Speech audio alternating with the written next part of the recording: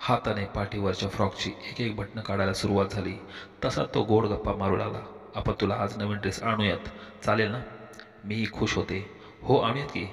बरं, तू सांग कोणत्या रंगाचा आणायचा आणि कसा हवाय सांग बरं. असं म्हणत त्याने मांडीवरून हात फिरवायला सुरुवात केली. मला काहीच घाण वाटत नव्हतं, तरीही मी सरळ बाजूला व्हायला लागली. तशी त्याने मला घट्ट मिठीत घेतलं आणि पुन्हा लाड करू लागला, जसा लहानपणापासूनच करायचा. मग जरा वेळ गेला की पुन्हा अंगावरून आणि गालावरून हात फिरून चालू झालं. मी म्हटलं, असं करू नकोस, मला गुदगुल्या होत आहेत. तर त्याने नवीन ड्रेसचे माप घेतोय असं सांगून एक एक वीत वर करून खांद्यापर्यंत सुरू केलं, ते तळ पायापर्यंत. मला हे सगळंच गंमतशीर वाटत होतं. मी जरा दूर गेले की काहीतरी गोड बोलून तो जवळ उडू लागला. त्यानंतर, बघूयात तू किती गोरी आहेस, मी तुझ्यापेक्षा जास्त गोरा आहे, तू कमी आहेस असे हिणवू लागला. माझ्या अंगातला अल्लडपणा मला महागात पडणार होता. आता पुढे लहान वयात मनावर झालेल्या जखमा बहुतेक जन्मभर लक्षात राहतात. माझं नाव सीमा. मी 12-13 वर्षाची असेल. मोठी बहीण 18 वर्ष पूर्ण झाल्यावर लग्न होऊन सासरी गेली. घरची परिस्थिती तशी बेताची असल्यामुळे आते भावांकडून कायम मदतीचा हात असायचा. त्याच्या ओझ्याखाली आई बाबा कायम दबलेले असायचे. हे करायचं माझं वय नव्हतं. आम्ही गावाकडे राहत असू तर आते भावंड पुण्यात. दर महिना 2 महिन्यांनी एखादी चक्कर होत असेल. पुण्याहून त्यांचं येणं जाणं म्हणजे आम्हा भावंडांची दिवाळीच असायची. चितळ्यांची भाकरवडी, लक्ष्मीनारायण चिवडा असे पदार्थ जे फक्त यांनी आपले आणले तरच खायला मिळायचे. ते आल्यानंतर नवीन कपडे, जाताना पुन्हा 10 किंवा 20 रुपयाच्या नव्या करकरीत नोटा हातात असायच्या. अशी भावंडं मिळायला भाग्यच लागतं. असं म्हणून शेजार पाजाराची मुलं खूप जळायची. आमच्यावर पुस्तकांपासून सगळंच त्यांचं नाव करून मिळायचं. बाबांचा तर आपल्या भाच्यांवर प्रचंड विश्वास होता. त्यापेक्षा जास्त प्रेम बाबांनी भाच्यांच्या शिक्षणासाठी केलेली तुटपुंजी मदत होती. आज त्याचं फळ त्यांना मिळत होतं, त्यामुळे तेही खुश व्हायचे. एकदा 2-3 दिवस आई बाबांना गावाला जायचे होते, त्यामुळे माझी आणि भावाची रवानगी गावातच असणाऱ्या दूरच्या मावशीकडे होणार होती. सगळं ठरलं होतं, पण अचानक आत्तेभाऊ आला. तोही 2-3 दिवस राहायच्या तयारीनेच आला होता. मग हो नाही करत त्यानेच आम्हा भावंडांना 2-3 दिवस सांभाळायची जबाबदारी घेतली. जेवायची सोय मावशी करेल असं ठरलं. मला तर भयंकर आनंद झाला की तो खूप लाड करेल, फिरायला नेईल, खूप मजा येणार होती. पहिला दिवस खूप मजेत गेला. आईबाबा नसल्याची जराही कमी जाणवली नाही. दुसऱ्या दिवशीची रात्र माझ्या आयुष्यातली काळरात्र ठरेल त्याची जाणीव देखील नव्हती. शुक्रवारचा दिवस चांगला गेला. शनिवार सकाळची शाळा होती, पण मला काही केला जागच आली नाही. भाऊ, जो 2च वर्षांनी मोठा होता, तो NCCच्या शिबिराला निघून गेला होता. मी मात्र गाढ झोपेत होते. कॉटवर झोपलेला भाऊ अचानक उठून माझ्या शेजारी येऊन झोपला. मला कुशीत घेतलं. हळूहळू केसांतून हात फिरू लागला. नंतर पाठीवरून. 12-13 वर्षाची असूनही मला तो स्पर्श वेगळा जाणवला नाही. इतका नात्यातला विश्वास होता.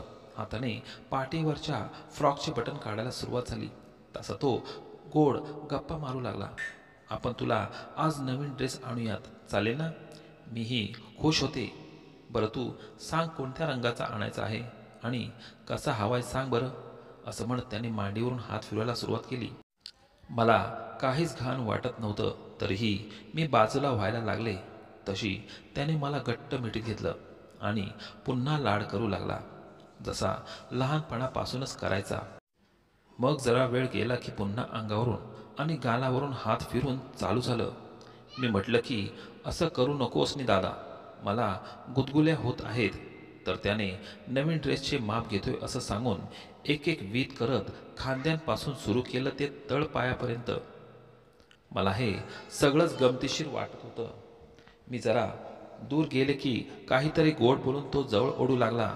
त्यानंतर, बघूयात तू किती गोरी आहेस, मी तुझ्यापेक्षा जास्त गोरा आहे, तू कमी आहे असेही हिणवू लागला. माझ्यातला अल्लडपणा मला महागात पडणार होता. मग हाताला हात लावून बघ कोण गोरा आहे असा खेळ सुरू झाला. अंगाशी झटापट सुरू झाली.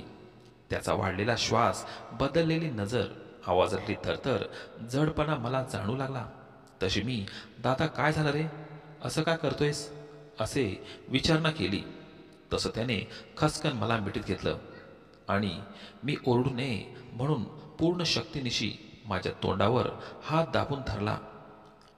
भीतीने मी पुरती गळून गेले होते. तोंडातून आवाज येणेही बंद झालं होतं.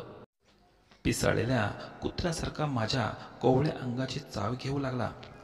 जवळजवळ 1 तास हा खेळ चालूच होता. मनसोक्त खेळून झालं. मी सुन्न होऊन पडले होते. काही समजत नव्हतं. मला जास्त हालताही येत नव्हतं. तासभराने तो भानावर आला. तसं मला मिठीत घेऊन तसाच रडू लागला. त्याला काय वाटलं मला माहीत नाही. मग जबरदस्ती मला उचलून नेऊन आंघोळ घातली, कपडे घातले, वेणी घातली.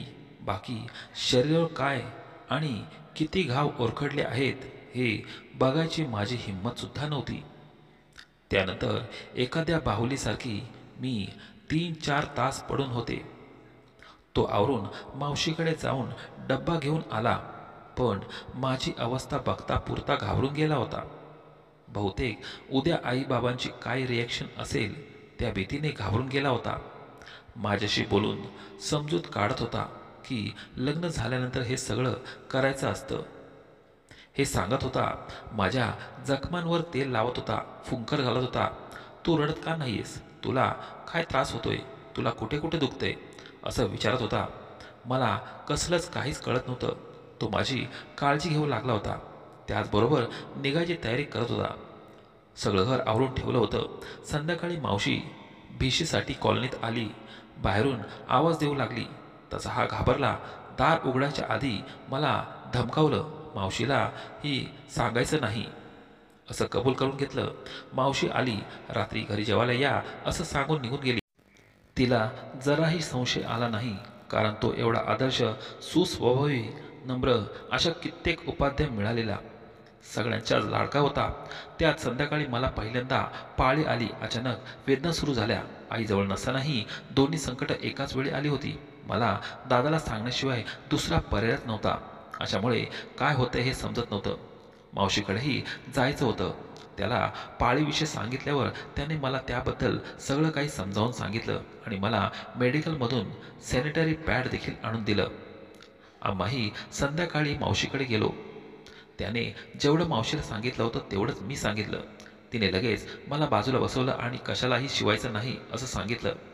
ती म्हणाली, आजचा दिवस इकडेच राहायचं, आई आली की मगच घरी जायचं. हे सुनावलं. त्या रात्री मला भरपूर ताप आला होता. थंडी वाजत होती. मला आईची कमतरता भासू लागली होती. मावशी न शिवता मला औषध पाणी खाणेपिणे देत होती. डोक्यात विचारांचा तांडव सुरू होता. एका अनुभवाने एका दिवसात मला शहाणं केलं होतं. मावशीची सासू माझ्या आईला म्हणाले की तुझी पोरगी शहाणी झाली बघ. लक्ष ठेव, एकटीला बाहेर पाठवायचं नाही आणि एकटीला सोडून कुठेही जायचं नाही. आपलं लेकरू आपल्या जवळ कायम डोळ्यासमोर ठेवायचं. अगदी त्या क्षणाला मला रडू कोसळले होते. मला कळलं होतं की माझ्यासोबत नेमकी काय घडलं ते. दुसऱ्या दिवशी दादा बाबांना काय बोलला नाही, पण खाली केलेली मान खालीच वर केली नाही. चौथ्या दिवशी पहाटे 5 वाजताच उठवलं. न्हाऊ घालताना पूर्ण अंगावरचे ओरकडे बघून रडू लागली. कडक पाणी डोक्यावरून ओतू लागली. मलाच कळेना किती विचित्र मानसिक अवस्थेतून मी जात होते. काही केल्या डोक्यात प्रकाश पडत नव्हता. वाळीत टाकलेल्या चिमणीच्या पिल्लासारखी माझी अवस्था झाली होती. बाबा तर माझ्याकडे बघायलाही तयार नव्हते. भावाला काय चालले आहे काही कळत नव्हतं. मी 12 तर तो 15 फक्त वर्षाचा होता. जवळची वाटणारी मोठी बहीण तिच्या संसारात रंगली होती. ज्यांनी जन्म दिला त्यांनीच वाळीत टाकलं होतं. आता 4 वर्ष उलटून गेली होती. आईने 16व्या वर्षी स्थळ बघायला चालू केलं होतं. मी गोरीपान आणि दिसायला सुंदर होते म्हणून पटकन होकारही यायचा, पण शिक्षण नसेल तर हुंडा मागायचे. कधी लहान वय म्हणून तर कधी शिक्षण नाही म्हणून नकार द्यायचे. त्यातच मावशीच्या दिराने मागणी घातली. 1 रुपया हुंडा नको, फक्त लग्न करून द्या असं सांगितलं. बैठक बसली. त्यातच साखरपुडा उरकला. आमच्या दोघांच्या वयात तब्बल 15 वर्षाचं अंतर होतं. मुलगा रंगाने काळा होता, पण स्वभावाने चांगला होता. 1 रुपया हुंडा नाही घेतला. पुण्यात चांगल्या पगाराची नोकरी आणि घर हे सगळे जुळून आलं होतं. तसं पटापट सगळंच ठरवलं. महिन्याभरातच लग्नाची तारीख देखील ठरली. तब्बल 4 वर्षांनी लग्नाच्या निमित्ताने तोच आतेभाऊ घरी आला होता. लग्नानंतर काही दिवसांनी असं कळलं की लग्नाचा सगळा खर्च त्यानेच केला होता. त्याने बाबांना घडलेलं सगळं सांगितलं होतं. माफी देखील मागितली होती. लग्न मी करतो असं सांगून गेला होता. सगळ्यांचं सगळं खरं झालं, पण माझ्या आयुष्याची मात्र पूर्ण वाट लागली होती.